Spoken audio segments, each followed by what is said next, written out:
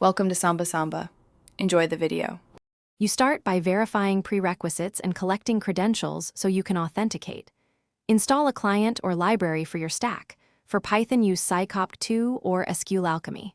Once done, test a simple connection string and confirm the port is reachable. Use telnet or NC to check connectivity. Make sure firewall and VPN settings permit access. If SSL is required, fetch certificates now. You'll use these validated details in the next step to map data to tables. You now design how data flows into SQL by mapping fields and types. Mismatched types break loads. Use a sample dataset to iterate on column types, lengths, and primary keys so queries remain performant. Once mapped, pick an ingestion method. Bulk load for large historical imports or incremental upserts for ongoing syncs. Implement transformations in code or a pipeline tool so nulls, dates, and encodings normalize correctly. Test with a small batch and verify row counts and constraints.